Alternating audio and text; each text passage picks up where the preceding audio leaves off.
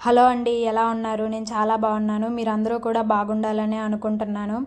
ఈరోజు నేను దొండకాయ ఫ్రై కొంచెం డిఫరెంట్గా క్యాటరింగ్ స్టైల్లో చేశాను. శనగపిండి, బియ్యపిండి ఇలాంటి కోటింగ్లు ఏమీ అవసరం లేకుండానే మనం కూడా క్యాటరింగ్ స్టైల్లో డిఫరెంట్గా చేసుకోవచ్చు. చాలా టేస్టీగా ఉంటుంది ఇలా చేసుకుంటే.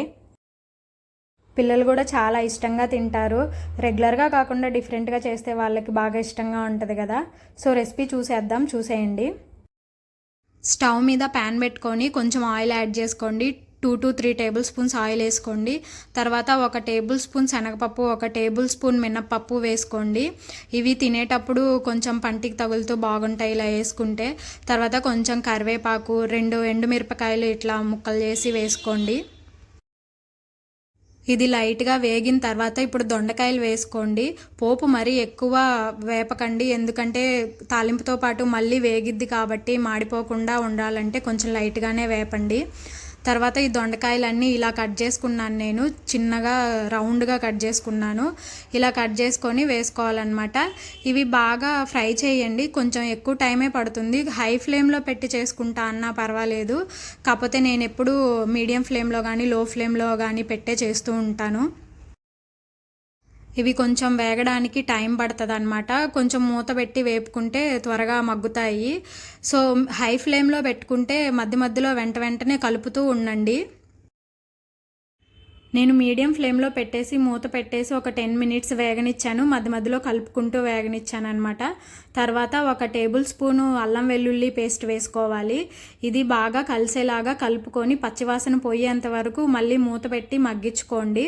అది ఒక 5 to 6 మినిట్స్ పడుతుంది అల్లం వెల్లుల్లి పేస్ట్ మగ్గడానికి.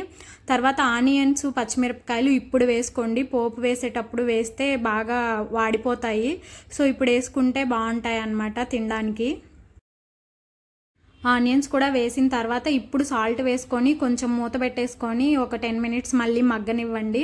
అవి మగ్గేలోపు మనం ఇప్పుడు పల్లీలు ఇంకా జీడిపప్పు కొంచెం లైట్గా వేపుకుందాము. అవి కూరలో వేస్తే బాగుంటాయి అన్నమాట.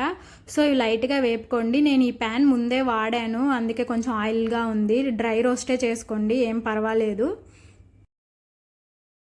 ఇవి రెండు బాగా వేపుకొని పక్కన పెట్టేసుకోండి. ఇప్పుడు మళ్ళీ కూర చూసేద్దాము. ఇది దొండకాయలు వేగడానికి కొంచెం ఎక్కువ టైమే పడుతుంది. సో మధ్య మధ్యలో చూసుకుంటూ కలుపుకుంటూ ఉండండి. దొండకాయ ముక్క బాగా వేగింది, ఉడికింది అని అనిపించినప్పుడు ఈ పల్లీలు, జీడిపప్పు ముక్కలు ఇవి వేపుకున్నాం కదా, అవి వేసేసుకోండి. క్యాటరింగ్ వాళ్ళు యాక్చువల్గా ఇలాగే చేస్తారు. పల్లీలు, జీడిపప్పు తినేటప్పుడు చాలా టేస్టీగా అనిపిస్తూ ఉంటాయి. పల్లీలు వేసిన తర్వాత ఒక 2-3 మినిట్స్ బాగా కలుపుకొని కూర లాస్ట్లో కారం వేసేసుకోవడమే. కారం చిన్నపిల్లలు ఉన్న వాళ్ళు కొంచెం తక్కువే వేసుకోండి. వాళ్ళు ఇష్టంగా తినాలంటే మీరు కారం తగ్గించాల్సిందే.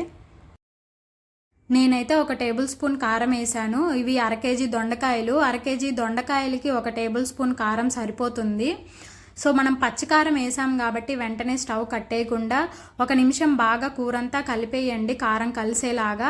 కారం పచ్చివాసన పోయేలాగా మళ్ళీ మూత పెట్టేసి లో ఫ్లేమ్లో కానీ మీడియం ఫ్లేమ్లో కానీ ఒక 4 to 5 మినిట్స్ మళ్ళీ మగ్గనివ్వండి కారం వేసిన తర్వాత. అప్పుడు కారం పచ్చివాసన పోయి కూర టేస్టీగా బాగుంటుంది అనమాట. ఇప్పుడు ఇంకా కూర రెడీ అయిపోయింది. ఇంకా తీసుకొని వేరే బౌల్లో వేసుకోండి. కూర చేసిన బౌల్లోనే ఉంచితే చాలాసేపు వరకు టేస్టీగా ఉండదు. పక్కన వేరే బౌల్లో వేసుకుంటే కూర టేస్టీగా అనిపిస్తుంది.